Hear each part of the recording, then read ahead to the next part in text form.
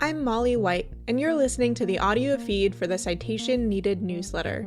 You can see the text version of the newsletter online at citationneeded.news. Issue 103, The President's Council of Podcasters. Coinbase is accused of holding the cryptocurrency industry hostage over stablecoin rewards, prediction markets face an onslaught of opposition, and a Stand With Crypto poll can't even get enthusiasm from its own activists. This issue was originally published on March 31, 2026. Illinois voters delivered a $13 million rebuke to the crypto lobby in the Senate and House District 7 races, which had absorbed 90% of the PAC's spending in the state. Crypto money may be starting to backfire among voters, though whether this marks the beginning of a trend or just a misstep against two strong candidates remains unclear. They're not slowing down, though. The Coinbase-backed Stand With Crypto advocacy group has endorsed their first 6 candidates and drawn targets on the backs of 2 more. Despite endorsements from top White House figures and multi-billion-dollar investments, prediction markets are running into serious trouble. Kalshi has accumulated 20 civil cases from states and Native American tribes and now faces a criminal case in Arizona. Lawmakers have introduced a flood of proposed legislation seeking to prohibit war or assassination-related markets, forbid participation by elected officials, or ban sports-related markets entirely. And in perhaps the most emblematic story of these beyond parody times we're living in, a crypto fugitive who hasn't even been convicted yet is already shopping for a presidential pardon, and has hired 2 lobbyists whose previous claim to fame involved a series of spectacularly bungled attempts to frame public figures for sexual assault. In the courts, Andian Medjedovich. Yet another crypto fraudster is seeking a presidential pardon, though this one hasn't even been convicted yet. Canadian Andian Medjedovich is wanted in the US, Canada, and the Netherlands for allegedly exploiting Kyberswap and indexed finance for a combined $65 million, taunting the project's operators along the way. A February foreign agents registration filing shows that lobbyists Jack Berkman and Jacob Wohl have been paid a $300,000 retainer to pursue a, quote, presidential pardon to avert a miscarriage of justice.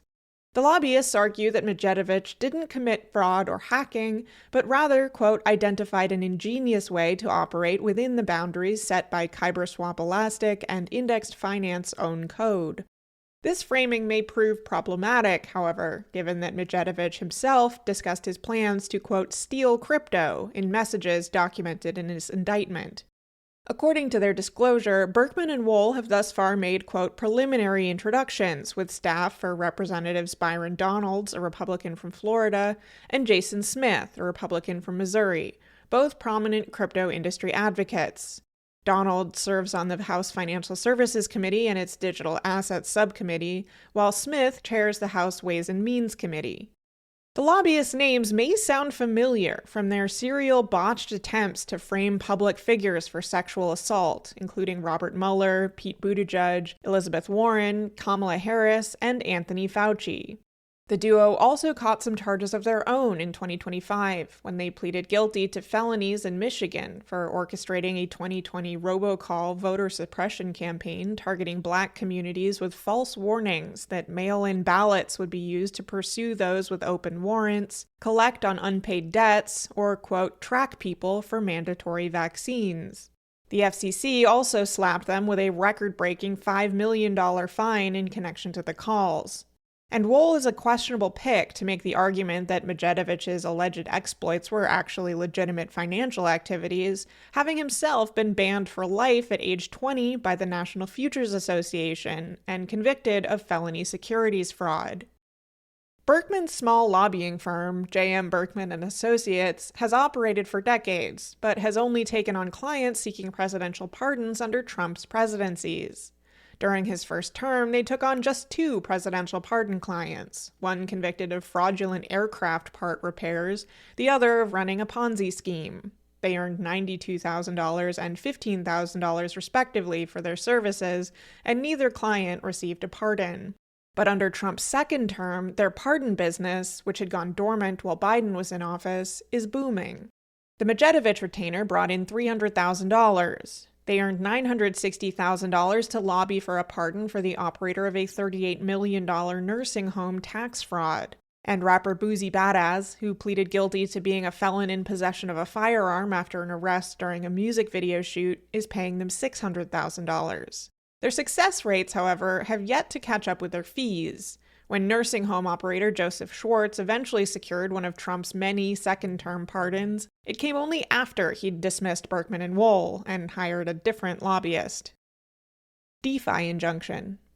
The District Court of the Northern District of Texas has dismissed a January 2025 lawsuit from Michael Llewellyn, the developer of a cryptocurrency crowdfunding tool, who sought a preemptive declaration that his tool was legal and an injunction preventing charges of operating an unlicensed money transmission business. Llewellyn stated in the lawsuit that he would not register as a money transmitter because, quote, it will be impossible to comply with the reporting requirements that registration would demand, namely the requirements that money transmitting businesses verify and report the identities of their customers. The lawsuit, he says, was prompted by the several criminal cases from the Justice Department against non-custodial crypto privacy tools like Tornado Cash and Samurai Wallet. The Justice Department later decided not to pursue the charge of conspiracy to operate an unlicensed money transmitting business against Roman Storm, the developer of Tornado Cash, after Deputy Attorney General Todd Blanche issued an April 2025 memo instructing prosecutors not to pursue this charge in crypto cases. Llewellyn's complaint garnered support from 8 crypto companies and industry advocacy groups, including Paradigm, Uniswap, the Solana Policy Institute, and the Blockchain Association, who filed a joint amicus brief. The government's aggressive prosecutions under Section 1960 have sent shockwaves through the cryptocurrency industry and, quote, cast a cloud of uncertainty over cryptocurrency software developers, stifling development that is critical to the industry's growth. Nevertheless, the court granted the government's motion to dismiss, finding that Llewellyn failed to demonstrate he faces a substantial threat of prosecution. The court noted that money laundering was the core issue in the cases Llewellyn cited as similar to his planned business, and pointed to the Blanche memo as further evidence that Llewellyn is not in danger. Llewellyn and his supporters have expressed disappointment with the decision. Peter Van Valkenburg, executive director of the Coin Center Cryptocurrency Advocacy Group, wrote, quote, DOJ memo is not binding law. It can be revised, revoked, or ignored, and it plainly has not provided meaningful protection to developers, given the outcomes in the Tornado Cash and Samurai Wallet cases. In regulators, the SEC has dismissed with prejudice its enforcement action against Nader El-Naji, the founder of the defunct blockchain-based social network BitClout. The dismissal adds to a growing list of over a dozen crypto-related enforcement cases and investigations the SEC has dropped since Trump took office. The 2024 lawsuit had charged El-Naji with securities fraud, unregistered securities sales, and unjust enrichment, alleging he sold more than $250 million of his BitClout token while lying to investors about the supposedly decentralized nature of the project. According to the SEC, El-Naji then used some of the proceeds for personal expenses, including renting a Beverly Hills mansion, paying his personal credit card bills, and making cash gifts of at least $2.9 million to family.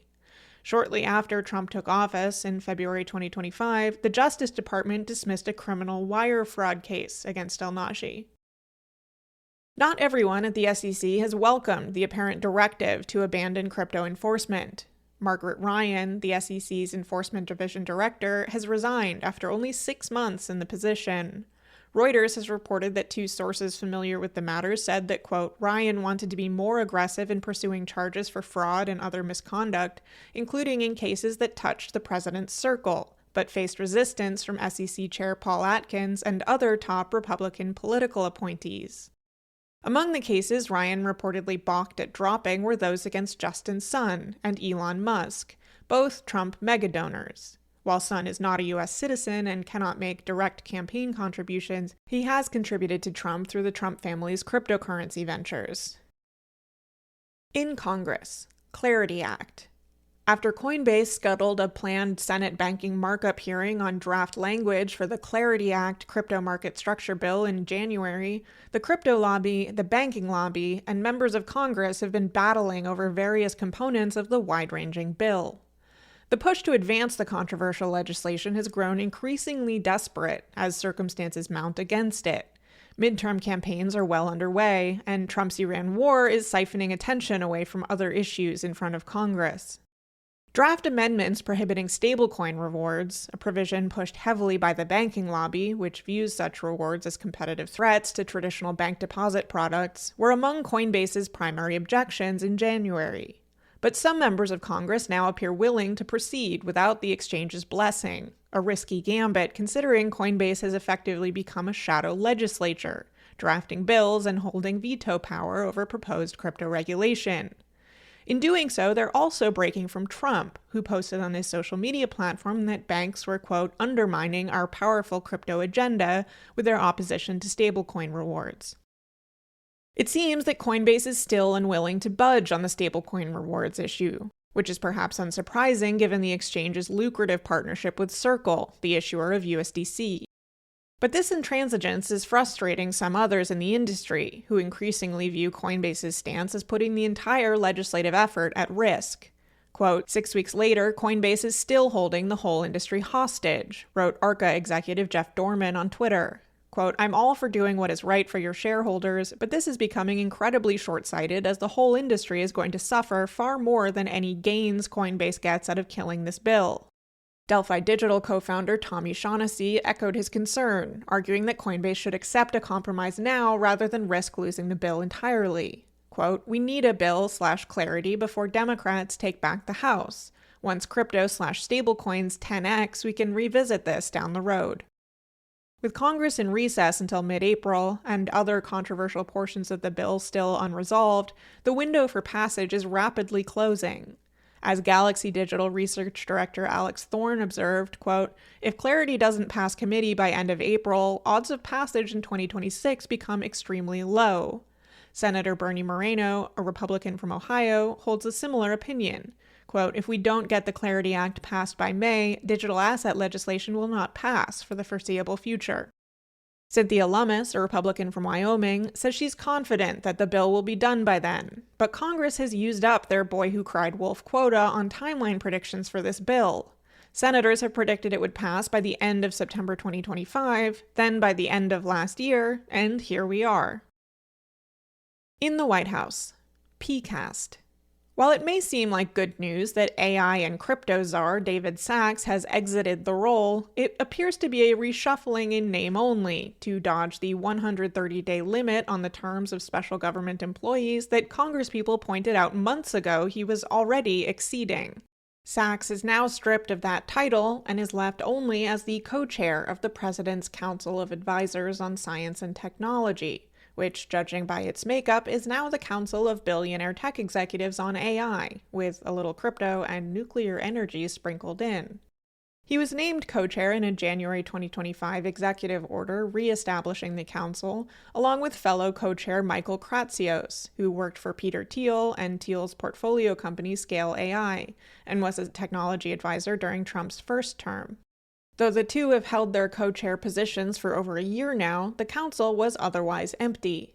Now that Sachs is out of his separate advisory role, Trump seems to have remembered the council exists, and has just announced a list of new members. These are Mark Andreessen, a co-founder and general partner at Andreessen Horowitz, Sergey Brin, a co-founder, former president, and AI researcher at Google, Safra Catz, the executive vice chair of Oracle, Michael Dell, the founder, CEO, and chairman of Dell, Jacob DeWitt, the founder of the nuclear reactor technology company Oklo, Fred Ursum, the co-founder of Coinbase and co-founder and general partner of the crypto venture capital firm Paradigm, Larry Ellison, the co-founder, executive chairman, and CTO of Oracle, David Friedberg, an angel investor and co-host, along with Sachs, of the All In podcast, Jensen Huang, the founder, president, and CEO of NVIDIA, John Martinez, quantum physicist and professor at UC Santa Barbara, Bob Mumgard, the co-founder and CEO of fusion technology company Commonwealth Fusion Systems, Lisa Su, the president and CEO of AMD, and Mark Zuckerberg, the co-founder, CEO, and chairman of Facebook and Meta. Under previous administrations, including in Trump's first term, the Science Advisory Council was typically a mix of professors, scientists, doctors, and executives. Now it has more all-in podcast hosts than it does professors. Howard Lutnick. According to Bloomberg, Howard Lutnick's October 2025 sale of Cantor Fitzgerald to his children, ostensibly to eliminate conflicts of interest, may have been financed in part by controversial stablecoin giant Tether, which maintains other business relationships with Cantor. Law professor and former DC Ethics Counsel Kathleen Clark observed that, quote, "This transaction is in theory supposed to eliminate a conflict of interest, but in reality it creates a new one." Lutnick secured a waiver to participate in cryptocurrency policy conversations before completing the sale, and now that he is technically fully divested, his family continues to profit from crypto and other deals. In elections and political influence, super PACs. The Fairshake crypto super PAC network was dealt a harsh rebuke in Illinois, despite pouring $14.2 million into the Senate race and 8 House districts. True to form, the PACs backed likely winners in most races to produce an impressive scorecard. But their real money went into 2 high-stakes Democratic primaries, the Senate and House District 7. Despite $10.3 million spent opposing Democratic Senate candidate Juliana Stratton and $2.5 million against Democratic House candidate LaShawn Ford, both candidates won their races. That $12.8 million, 90% of the PAC network spending in the state, was squandered. Whether these losses stemmed solely from Stratton and Ford's own strengths, or if we're also beginning to see voter backlash against heavy spending from corporations and other outside interests, remains unclear with so few states having held their primaries. But both candidates had directly called out the crypto industry's spending in their races. Ford went further, sending Fairshake a cease and desist over an ad he alleged falsely portrayed him as corrupt, a convicted felon for bank fraud, and someone who had abused his power in the Illinois state legislature. Ford has pledged to continue fighting false political ads beyond the primary, though Fairshake will likely abandon both his race and Stratton's, which are heavily favored to go Democratic in the general election. We're in a bit of a quiet spell now, with the next state primaries over a month away. However, with nearly a dozen states scheduled to hold their primary elections in May, some of which are predicted to be highly competitive, spending targeting those voters is likely to ramp up very soon. Stand with Crypto. The Coinbase-backed political advocacy group Stand with Crypto announced its first slate of House candidate endorsements, targeting battleground races where they say candidates have, quote, demonstrated clear support for crypto innovation and policy. The 6 endorsed candidates are equally split across parties, and all are incumbents. They are Zach Nunn, a Republican in Iowa's District 3, Susie Lee, a Democrat in Nevada's District 3, Mike Lawler, a Republican in New York's District 17, Don Davis, a Democrat in North Carolina's District 1, Greg Landsman, a Democrat in Ohio's District 1, and Rob Bresnahan, a Republican in Pennsylvania's District 8. They're also planning to target 2 sitting members of Congress they view as hostile to crypto interests. The group warns it will, quote, prioritize races in Ohio's 9th Congressional District and Pennsylvania's 10th Congressional District, where incumbents, both Democrat and Republican, have concerning records on crypto policy. The Ohio target is Democratic Representative Marcy Kaptur, who faces a challenging re-election bid after redistricting. All 3 frontrunners in the Republican primary race have A ratings on Stand with Crypto, so the lack of endorsement now suggests they're likely to just back whoever wins the primary. In Pennsylvania, they're taking aim at Republican Scott Perry, whose case illustrates the arbitrary nature of Stand with Crypto's rating system. Despite Perry's profile showing 1, quote, very pro-crypto statement and 5 pro-crypto votes or bill sponsorships, a single vote against the Genius Act has earned him a strongly against crypto F rating. The industry may be ready to back his Democratic challenger, former news anchor Janelle Stelson, who lost to Perry in 2024. She has never held office and so has no voting record, but has filled out the Stand with Crypto questionnaire with supportive answers, a strong signal she's open to industry super PAC support. As in 2024, the crypto industry is deploying a two-pronged strategy, offering support to candidates willing to embrace the crypto agenda while threatening opponents with both heavy spending and the specter of a mobilized so-called crypto voter bloc. Stand with Crypto's new poll results, released alongside the endorsements, purport to demonstrate that mobilized voter bloc. Crypto voters, they claim in one takeaway, quote, are a potential major swing voting bloc in the upcoming midterm elections. But the survey exemplifies the rigor typical of crypto industry polling. Their sample is evenly split between 500 cryptocurrency owners and 500 so-called Stand with Crypto advocates, essentially oversampling the most politically engaged crypto enthusiasts. The survey selectively breaks out Stand with Crypto advocates when reporting particularly favorable numbers, but never identifies results for non-advocate crypto owners alone, meaning most top-line figures blend casual crypto owners with those who care so much about the subject they've signed up as advocates. Even with this sample tilted heavily toward their activist base, only 64% expressed enthusiasm about voting for pro-crypto candidates. If they can't even get 2/3 enthusiasm from their most engaged supporters, what does that actually say about crypto's power as a swing voting issue? I requested more information about the poll from both Stand with Crypto and Impact Research, the pollster who they hired for the survey. Neither responded to my inquiry. In prediction markets. Even as the CFTC has decided its new mandate is prediction markets protector rather than markets regulator, states and Native American tribes are continuing to take the platforms to court. A Nevada state judge has granted a temporary restraining order that bans Kalshi from the state, finding that the state is, quote, reasonably likely to prevail on the merits. This will last until an April hearing over whether to impose an injunction, which would extend the ban as the case continues. Washington state, whose unusually strict gambling laws ban online gambling entirely, is among the latest to say Kalshi is violating those laws.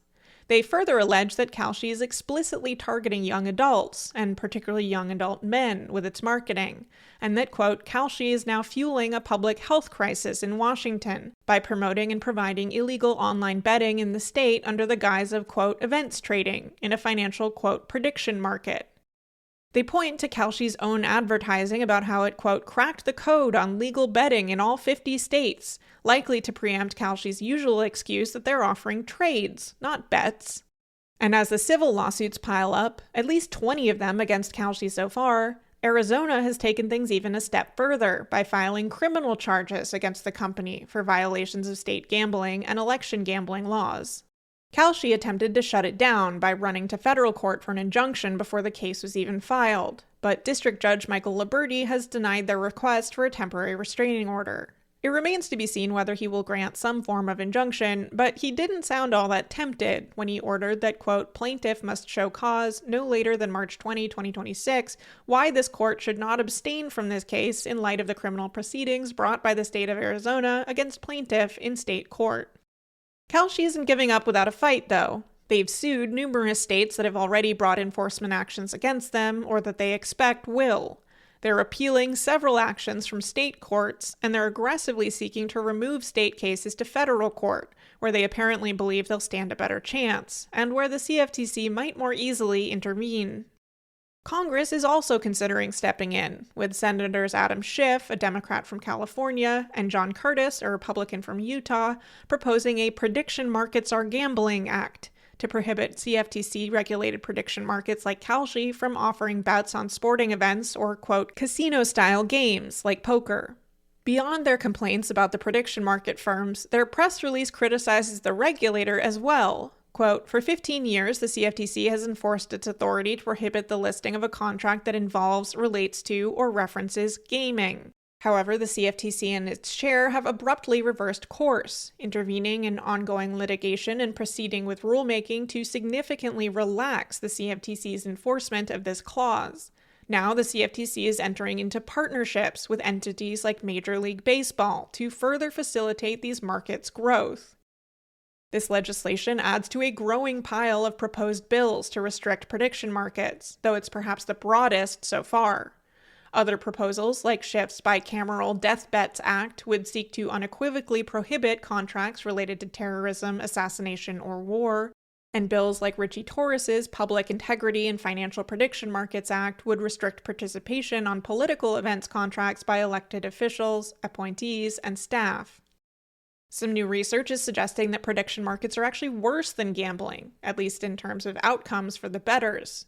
Citizens JMP has found that retail customers had a median return of -8% on prediction markets versus -5% on sportsbooks. This is at least in part because, unlike regulated sportsbooks, prediction markets don't limit or prohibit profitable bettors.